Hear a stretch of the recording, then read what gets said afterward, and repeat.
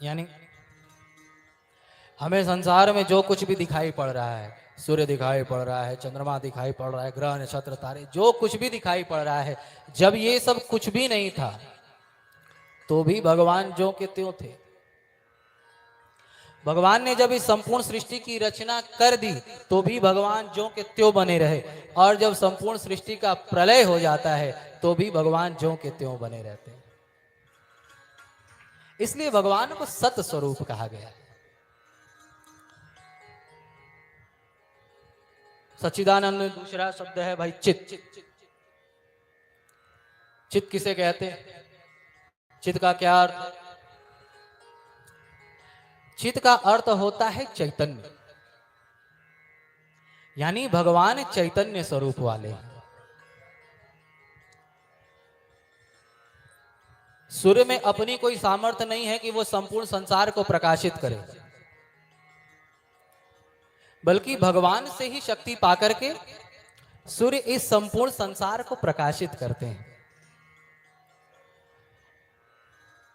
शेषनाग जी में अपने कोई सामर्थ्य नहीं है कि वो इस पृथ्वी को अपने ऊपर धारण करे, बल्कि भगवान से ही शक्ति पाकर के शेषनाग जी इस संपूर्ण पृथ्वी को अपने ऊपर धारण करते हैं।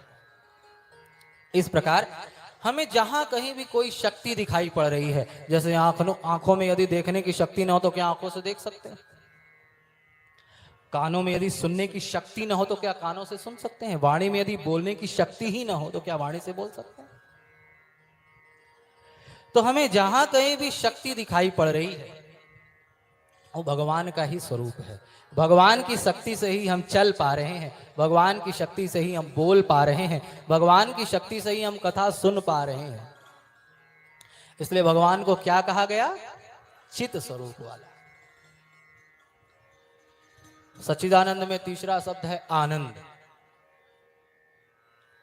यानी भगवान का स्वरूप कैसा है? कहते हैं भगवान आनंद स्वरूप वाले हैं। आनंद तो हमारे भीतर भी है भाई, लेकिन हमारा आनंद हमेशा एक जैसा नहीं बना रहता। यदि सब हमारे अनुकूल है तब तो हम भगवान की बड़ी कृपा समझते हैं, बड़े आनंद में रहते हैं, हमारा बड़ा आनंद है। लेकिन यदि हमारे जीवन में कोई प्रतिकूलता आ जाए तो हमारा सारा आनंद बिखर जाता है। लेकिन भगवान को आनंद स्वरूप कहा गया। भगवान का आनंद हमेशा एक जैसा बना रहता है।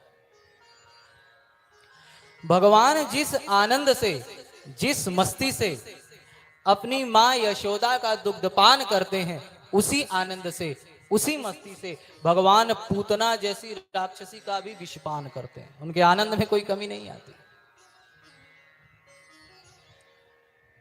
भगवान श्री राम को पता चला कि भाई कल के दिन मुझे अयोध्या के राज सिंहासन पर बिठाया जाएगा। जिस सिंहासन को प्राप्त करने के लिए देवराज इंद्र भी तरसते थे, उस सिंहासन पर कल प्रभु श्री राम का राज्याभिषेक होने वाला है। थोड़ी देर बाद पता चला कि कल के दिन राज्याभिषेक नहीं, बल्कि कल के दिन 14 वर्ष के लिए वन जाना होगा। जब सुना कि कल के दिन अयोध्या के राज सिंहासन पर राज्याभिषेक होगा तो भी भगवान उसी आनंद में थे, और जब पता चला कि राज्याभिषेक नहीं बल्कि मुझे 14 वर्ष का वनवास दिया जाएगा तो भी भगवान उसी आनंद में। उनके आनंद में कोई कमी नहीं आई, इसलिए भगवान को आनंद स्वरूप कहा गया। आनंद संसार में नहीं बल्कि आनंद परमात्मा में है। हम आनंद संसार में ढूंढते हैं। हम सोचते हैं इतना धन कमा लेंगे तो हम सुखी हो जाएंगे, आनंद आ जाएगा। मजे की बात तो यह है कि उतना धन यदि मिल भी जाए तो फिर सोचते हैं इतना नहीं, अब इतना मिल जाए तो हम सुखी हो जाएं। सोचते हैं कि भाई एक छोटी सी झोपड़ी हो जाए तो आनंद आ जाए। झोपड़ी हो गई, सोचते हैं कि महाराज जब अच्छा पक्का मकान बन जाए तो आनंद, वो भी बन गया, हमारा महल बन जाए, वो भी बन गया। फिर सोचते हैं अरे मेरे जेठान का तो देखो इतना बड़ा मकान है, मेरा इतना छोटा सा। जैसे यदि कोई परछाई के पीछे पीछे भागे कि भाई मैं परछाई को पकड़ लूं, तो क्या परछाई पकड़ में आएगी? नहीं, हम जितना उसके पीछे भागेंगे वो उतना ही हमसे दूर भागती जाएगी। ठीक उसी प्रकार से हम संसार में जितना ही आनंद के पीछे पीछे पीछे पीछे भागते हैं, उतना ही आनंद हमसे दूर चला जाता है।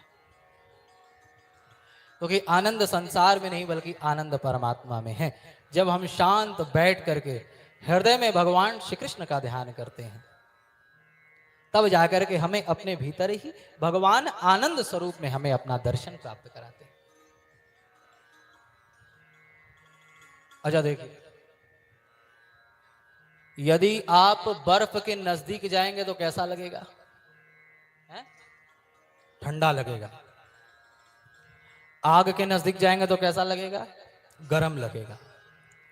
ठीक उसी प्रकार से संसार को दुखों का घर कहा गया है।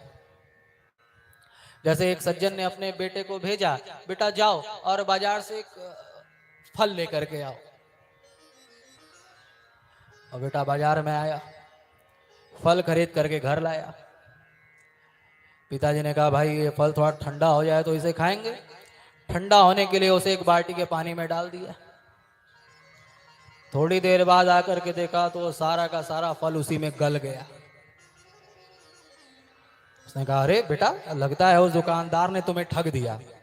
ये कैसा फल दिया कि सब गल गया? अब पिता पुत्र दोनों उस दुकानदार के पास गए। सज्जन ने कहा कि भाई आपने मेरे बेटे को कैसा फल दे दिया? जैसे ही इसे पानी की बाल्टी में डाला वैसे ये तो पूरा गल गया, खराब हो गया। आपने कैसा फल दे दिया? तब उस दुकानदार ने मुस्कुरा करके कहा महाशय, आप मेरे यहां से फल तो लेकर के गए, लेकिन लगता है आपने हमारी दुकान के ऊपर जो बोर्ड लगा है वो बोर्ड नहीं पढ़ा। जैसे ही ऊपर सिर उठा करके बोर्ड देखा तो बोर्ड पर लिखा था मिट्टी के फलों की दुकान। ऐसे ही हम सभी इस संसार में आते तो हैं, लेकिन सुख रूपी फल ढूंढते हैं कि कहीं सुख मिल जाए, कहीं सुख मिल जाए, कहीं सुख मिल जाए। लेकिन भगवान ने जो इस संसार में भेज करके इसके ऊपर शाइन बोर्ड लगाया वो पढ़ना भूल जाते हैं। गीता जी में भगवान ने कहा दुखालयम शाश्वतम, हे पार्थ ये संसार दुखों का घर है। तो भाई जब दुखों के घर में आप आएंगे तो सुख कहां से मिलेगा? तो दुखालयम शाश्वतम, हम संसार के जितने नजदीक जाएंगे उतना ही हमें दुख मिलेगा। परमात्मा आनंद स्वरूप वाले कहे गए हैं। हम जितने ही परमात्मा के निकट जाएंगे उतना ही हमारे भीतर आनंद मिलेगा। सच्चिदानंद रूपाय विश्वोत्पत्त्यादि हेतवे। हमने अपने बाल बच्चों की आंख नहीं बनाई, हमने अपने बाल बच्चों को बुद्धि नहीं दिया, बल्कि भगवान ही मां के गर्भ में बाल बच्चों को बना करके भेजते हैं। माता पिता तो केवल निमित्त मात्र हैं। भगवान ही मां के गर्भ से किसी को पागल, किसी को बुद्धिमान, किसी को अंधा, किसी को आंख वाला, किसी को बहरा, किसी को कान वाला बना करके भेजते हैं। इसलिए ऋषियों ने कहा विश्वोत्पत्त्यादि हेतवे, हे मनुष्यों, संपूर्ण विश्व की उत्पत्ति, पालन और संहार करने वाले तो एकमात्र भगवान ही हैं। अतः तुम अपने इस अहंकार को छोड़ दो कि मैंने अपने बाल बच्चों को पढ़ाया लिखाया, ये किया वो किया। विश्वोत्पत्त्यादि हेतवे, संपूर्ण विश्व की उत्पत्ति, पालन और संहार करने वाले तो एकमात्र भगवान ही हैं। अतः अपने समस्त अहंकार को त्याग करके भगवान कृष्ण की ही शरण में चले आओ। तापत्रय विनाशाय,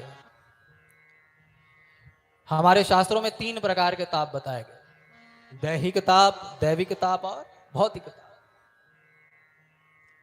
जैसे यदि शरीर में कोई भयंकर रोग हो जाए, कुष्ठ रोग हो गया या और भी कोई ऐसी बीमारी हो गई, तो उसे कहते हैं दैहिक ताप। यानी जो हमारे शरीर के ऊपर कोई कष्ट आए उसे कहते हैं दैहिक ताप। दूसरा है दैविक ताप, जो दैवी आपदाएं हैं उसके कारण भी कई लोगों की मृत्यु हो जाती है, बहुत दुख का सामना करना पड़ता है, तो इसे कहते हैं दैविक ताप। और तीसरा है भौतिक ताप। धन की कमी हो जाए, अन्न की कमी हो जाए, समाज में पद प्रतिष्ठा की कमी हो जाए, तो तापत्रय विनाशाय। ऋषियों ने कहा, हे मनुष्यों, यदि तुम्हें इन तीनों प्रकार के तापों से छुटकारा प्राप्त करना है तो इन तीनों प्रकार के तापों को नष्ट करने वाले तो एकमात्र भगवान ही हैं। अतः तुम अपने समस्त अहंकार को छोड़ करके भगवान की ही शरण में चले आओ। श्री कृष्णाय वयम नुमः। ऐसे श्री राधा कृष्ण के चरणों की हम वंदना करते। केवल कृष्णाय नुमः नहीं कहा, बल्कि कहते हैं श्री कृष्णाय वयम नुमः। जब भी आप कभी बरसाने जाएंगे तो वहां जाकर के देखा होगा, जो लोग गए होंगे, कि वहां राधा जी को सभी श्री जी श्री जी श्री जी श्री जी कह करके बुलाते हैं। हम लोग भी भगवान कृष्ण का नाम कृष्ण कृष्ण करके नहीं लेते, बल्कि श्री कृष्ण कह करके लेते हैं। राधा जी भगवान की आह्लादनी शक्ति है। बिना शक्ति के ब्रह्म भी अधूरा है।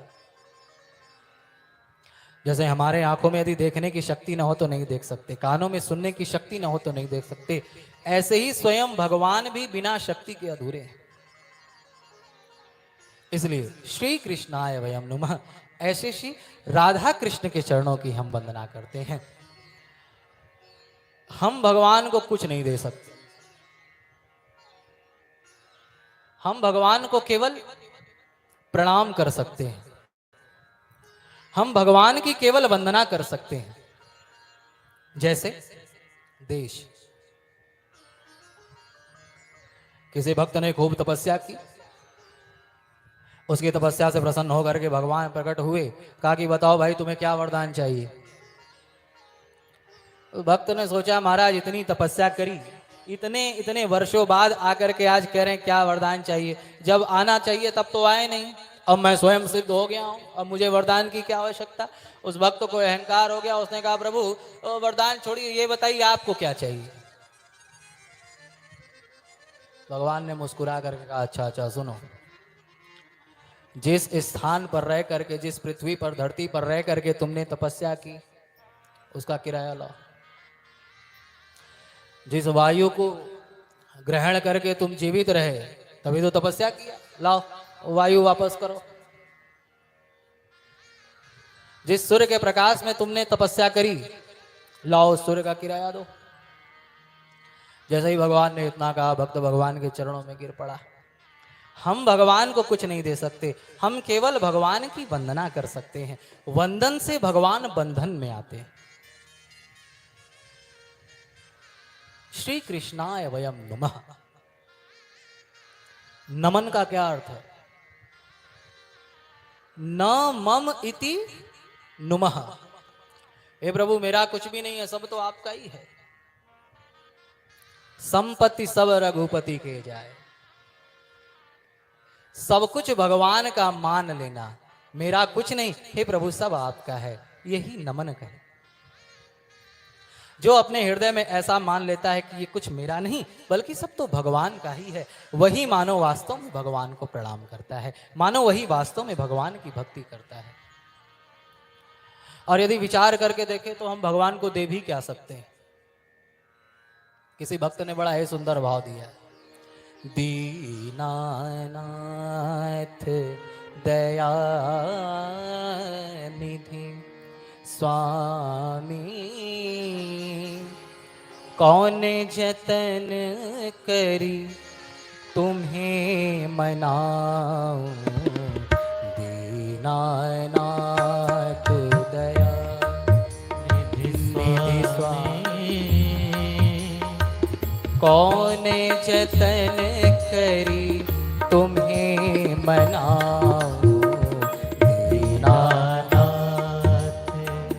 दया निधि स्वामी, कौन जतन से तुम्हें मनाओ। दीनानाथ सुर सरी तेरे चरणों से निकली, सुर सरी तेरी चरणों से निकली, सुर सरी तेरे चरणों से निकली,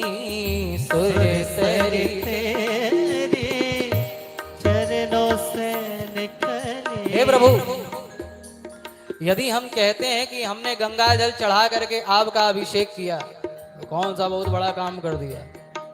सुर सरी तेरे, अरे गंगा जी तो स्वयं आपके चरणों से निकली हैं, तो गंगा जल चढ़ा करके हमने आपको कौन सा बहुत बड़ा तीर मार दिया। सुर तेरे चरणों से निकली, सुर सरी तेरे चरणों गंगा जल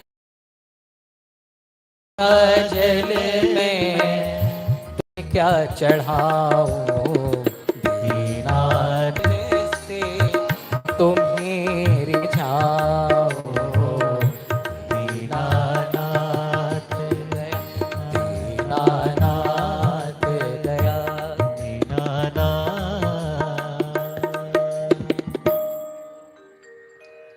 हम भगवान को केवल प्रणाम कर सकते हैं। श्री कृष्णाय वयम नमः, ऐसे श्री भगवान की हम सभी वंदना करते हैं। प्रेम से बोलिए भक्तवत्सल भगवान की जय हो।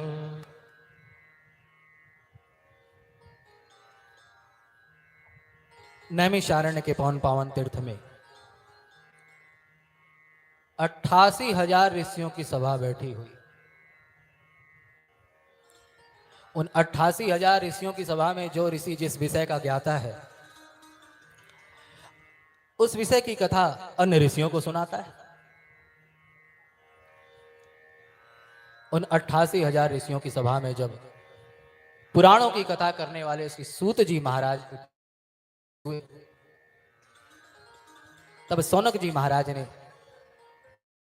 इस गद्दी पर उन्हें विराजमान करके बड़ी ही सुंदर स्तुति की है, वंदना की है।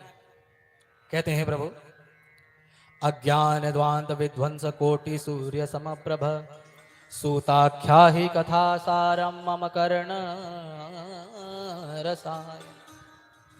हे सूत जी महाराज,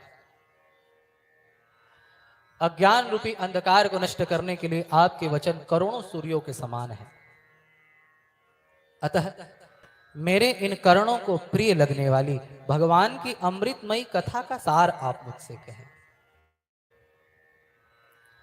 संसार में कथाएं तो बहुत सारी हैं, लेकिन उन समस्त कथाओं का सार क्या है। जैसे दूध का सार क्या है, मक्खन। और मक्खन किसको प्रिय है, हनुमान जी को, है? भगवान कृष्ण को।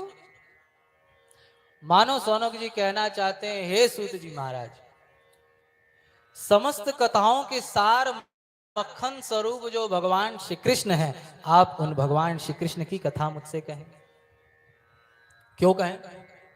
कहा, ये घोरे कलो प्रायो जीवश्याम सुरताम गतः।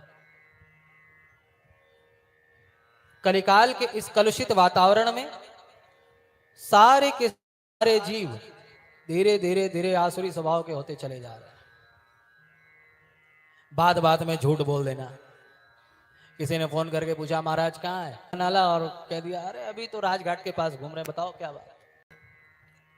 तो बात बात में झूठ बोल देना, बात बात में किसी को डांट, इन पापों को करने में कलयुग में कोई भी संकोच नहीं करता। अतः कलिकाल के इस कलुषित वातावरण में कलयुगी जीवों का उद्धार कैसे हो, कलयुगी जीवों का कल्याण कैसे हो, इसके संदर्भ में आप कोई सबसे श्रेष्ठ, सरल एवं सुगम साधन बताएं। क्लेशाक्रांत तस्य, कलयुग में जीव चारों तरफ से दुखों से घिरा हुआ है। हमारे जीवन में सुख तो है, लेकिन कितना, इतना, और दुख कितना है, इतना। कलयुग में जीव की स्थिति कैसी है, ध्यान से सुनना। एक आदमी को एक शेर दौड़ा रहा था। वो दौड़ते दौड़ते दौड़ते दौड़ते वो आदमी एक कुआं दिखाई पड़ा, उसे में कूद गया। उस कुएं में एक पीपल का ऐसे पेड़ निकल आया था। तो कुत्ते कुत्ते उस आदमी ने उसी पीपल को, पेड़ को पकड़ा और पकड़ करके लटक गया। अब उसने सोचा कि भाई ऊपर शेर है, थोड़ी देर बाद जब शेर चला जाएगा तो कम से कम जान तो बची। थोड़ी देर बाद पेड़ के सहारे ऊपर चले जाएंगे। तब तक जिस पेड़ को पकड़ करके वो लटका था, उसकी पेड़ की डाली पर मधुमक्खियों ने छत्ता लगाया था। अब वो जब हिला, सारी मधुमक्खियां भुन भुन करके आके उसे काटने लगी। अब उसने कहा भाई ये तो बड़ी गड़बड़ हो गई, ऊपर शेर, यहाँ मधुमक्खी, चलो नीचे कूद जाते हैं। नीचे देखा तो नीचे एक सर्प फन फैलाए खड़ा है। देखिए कैसी विचित्र स्थिति है। तब तक उसने देखा कि दो चूहे, एक काले रंग का एक सफेद रंग का, आकर के जिस वृक्ष को पकड़ करके वो लटका है, उसकी जड़ को दोनों धीरे धीरे धीरे धीरे काटने लगे। देखिए ऊपर से नीचे सांप है, बीच में मधुमक्खी काट रही है, चूहे अलग उसकी वृक्ष की जड़ को काट रहे हैं। चारों तरफ से दुखों से घिरा हुआ सुख केवल एक ही है, क्या? मधुमक्खियों का छत्ता थोड़ा सा टूट गया था, तो उसमें से थोड़ी शहद बूंदे उसके सीधे जीभ पर आके गिर रही थी। वो आंख बंद करके उसी को चाट चाट करके मजा ले रहा था। हम सब की भी यही स्थिति है।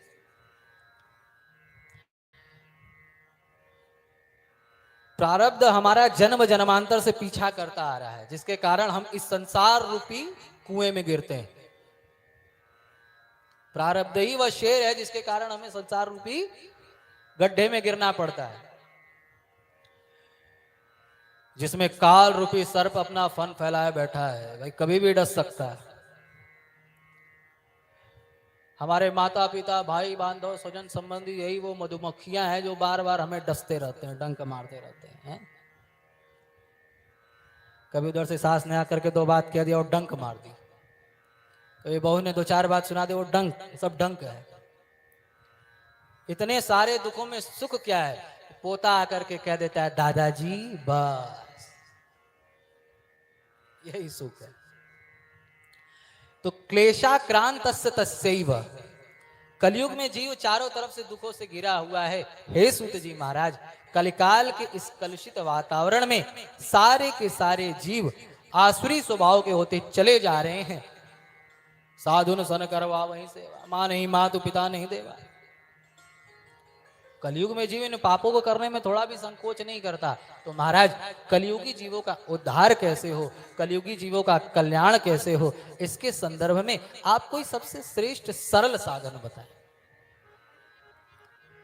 सौनक जी के ऐसा कहने पर सूत जी महाराज ने कहा, हे सौनक जी, आपने जगत कल्याण के संदर्भ में बड़ा ही सुंदर प्रश्न किया है। तो सुने, राजा परीक्षित को शाप मिला कि आज से ठीक 7वें दिन तक्षक नाग के दंशन से उनकी मृत्यु हो जाएगी। अगर हम लोग को यदि पता चल जाए कि 7 दिन में मर जाएंगे तो भाई क्या स्थिति होगी, है? लेकिन जब राजा परीक्षित ने सुना कि आज से ठीक 7वें दिन तक्षक नाग के दंशन से मेरी मृत्यु हो जाएगी, तो वो सुनकर के राजा परीक्षित घबराए नहीं। उन्होंने राजसी परिधान का परित्याग कर दिया, राज्य को अपने पुत्र को सौंप करके संन्यास लिया है। हरिद्वार क्षेत्र में गंगा नदी के तट पर आकर आमरण अनशन करके बैठ गए, या तो अब भगवान मिलेंगे या तो मेरा शरीर यहीं छूट जाएगा। सुमेरु पर्वत से भगवान शुकदेव का आगमन हुआ है, और भगवान शुकदेव जैसे ही भागवत की कथा करने को तैयार हुए, वैसे ही स्वर्ग से देवतागण अमृत का कलश लेकर के आ गए। ध्यान से सुनिए कथा की क्या महिमा है। देवताओं ने आकर के हाथ जोड़ करके कहा, महाराज आप राजा परीक्षित को कथा सुनाने जा रहे हैं, परीक्षित को श्राप मिला है कि आज से ठीक 7वें दिन इनकी मृत्यु हो जाएगी। तो देखिए हम लोग राजा परीक्षित के लिए स्वर्ग से अमृत का कलश लेकर के आए, इसे पी करके राजा परीक्षित अमर हो जाएंगे। अच्छा तो बताओ तुम्हें क्या चाहिए? देवताओं ने हाथ जोड़ करके कहा, महाराज कुछ नहीं, बस जो आप कथा ही राजा परीक्षित को सुनाने जा रहे हैं ना, इस कथा रूपी अमृत का पान आप हम देवताओं को करा दें। आजकल एक्सचेंज ऑफर चलता है? वही बात देवताओं ने कही। कि जो कथा रूपी अमृत का पान आप परीक्षित को कराने जा रहे हैं, उस कथा रूपी अमृत का पान तो आप हम देवताओं को करा दें और हमसे बदले में ये अमृत ले लें। गुरु कभी अपने शिष्य पर ऐसे ही कृपा नहीं करता, पहले उसकी बड़ी परीक्षा लेता है। यहाँ गुरुदेव के हमारे सारे भक्त बैठे हैं, सभी को अनुभव है। जैसे कुम्हार होता है ना, मिट्टी का घड़ा बनाता है, तो घड़ा जब बनाता है तो खूब उसे ठोकता पीटता है। ठोकता पीटता तो है, लेकिन नीचे हाथ भी लगा रहता है कहीं ये टूट न जाए। ठीक उसी प्रकार से गुरु भी अपने शिष्य की खूब परीक्षा लेता है, खूब उसकी पिटाई करता है, लेकिन उसके नीचे पीछे हाथ लगा करके रखता है कहीं मेरा शिष्य बिखर न जाए, कहीं मेरा शिष्य टूट न जाए। भगवान सुखदेव ने राजा परीक्षित से कहा, राजन अब तुम बताओ, देखो ये देवतागण स्वर्ग से तुम्हारे लिए अमृत लेकर के आए जिसे पी करके तुम अमर हो जाओगे, और मैं तो ऐसे ही घूमते फिरते तुम्हें कथा सुनाने के लिए आ गया। तो तुम बताओ, तुम हमसे कथा रूपी अमृत का पान करना चाहोगे या देवताओं के द्वारा लाए हुए इस सुधामृत का पान करना चाहोगे? राजा परीक्षित ने हाथ जोड़ करके कहा, गुरुदेव मैंने आपको गुरु बनाया है तो कृपा करके आप ही बताएं कि इस कथारूपी अमृत की क्या विशेषता है और देवताओं के द्वारा लाए हुए इस सुधामृत की क्या विशेषता है। भगवान सुखदेव ने कहा, राजन स्वर्ग के अमृत को पी करके तुम सदा के लिए अमर नहीं हो सकते। जिन देवताओं ने स्वर्ग के अमृत का पान किया है उनके भी अमरत्व की एक सीमा है, उन्हें भी एक दिन मरना पड़ेगा। तो स्वर्ग के अमृत का पान करके तुम सदा के लिए अमर नहीं हो सकते, एक दिन तुम्हें मरना पड़ेगा। लेकिन जिस भागवत कथा रूपी अमृत का पान मैं तुम्हें कराने जा रहा हूं, इस कथा को पी करके तुम अमर हो जाओगे, फिर तुम्हें कभी मरना नहीं पड़ेगा, जन जन के हृदय में व्याप्त हो जाओगे। राजा परीक्षित ने हाथ जोड़ करके कहा, महाराज तब तो आप मुझे कथा रूपी अमृत का ही पान कराएं।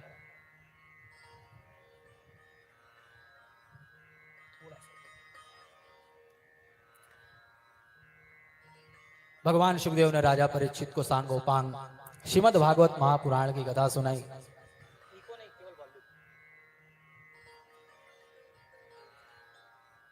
सूत जी के ऐसा कहने पर सौनक जी ने हाथ जोड़ करके कहा, महाराज जब इस श्रीमद् भागवत महापुराण की कथा की इतनी महिमा है कि स्वर्ग के जो देवतागण हैं वो भी इसे सुनने के लिए तरसते हैं, तो फिर इसे 7 दिनों में ही सुनने की परंपरा कहां से प्रारंभ हुई? इसे 7 दिनों में ही क्यों सुना जाता?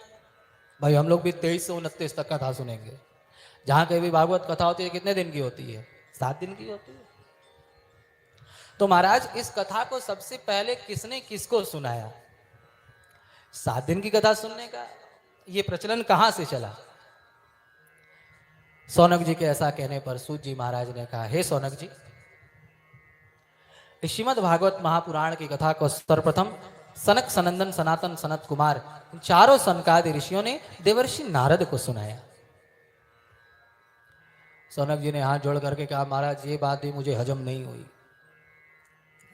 नारद जी महाराज तो स्वयं ब्रह्मा जी के मानस पुत्र, स्वयं इतने बड़े ज्ञानी, फिर उन्हें भागवत कथा सुनने की इच्छा कैसे प्रकट हुई? दूसरी बात, महाराज नारद जी महाराज भी विरक्त महापुरुष है, वो कभी एक स्थान पर टिक करके नहीं रहते, आज यहां कल वहां कल वहां। और सनकादि ऋषि भी विरक्त महापुरुष हैं, वो भी कभी एक स्थान पर नहीं रहते। फिर संयोग कुत्र तैसह, इन दोनों महापुरुषों का मिलन कहां हुआ? सौनक जी के ऐसा कहने पर सूत जी महाराज ने कहा, हे सौनक जी, एक बार देवर्षि नारद सत्संग की इच्छा से पृथ्वी पर विचरण कर रहे थे। विचरण करते करते करते करते करते सारे तीर्थों में भ्रमण कर लिया, लेकिन उन्हें कहीं भी शांति नहीं मिली। नारद जी ने सोचा, भाई तीर्थों में तो भ्रमण करके देख लिया, चलो एक बार संतों के पास चल करके देख, संतों के पास तो अवश्य मुझे सत्संग मिलेगा, शांति मिलेगी। संतों के पास आए, आकर के देखा तो वहां भी विचित्र स्थिति है। क्या स्थिति है? पाखंडा निरता संता विरक्ता सपरिग्रहा। बच्चे किसके हैं? कहा ब्रह्मचारी जी के। अच्छा ये इतना बड़ा महल किसका है भाई? कहा त्यागी जी महाराज का। ये इतना शोर कहां हो रहा है? कहा मौनी बाबा के यहां।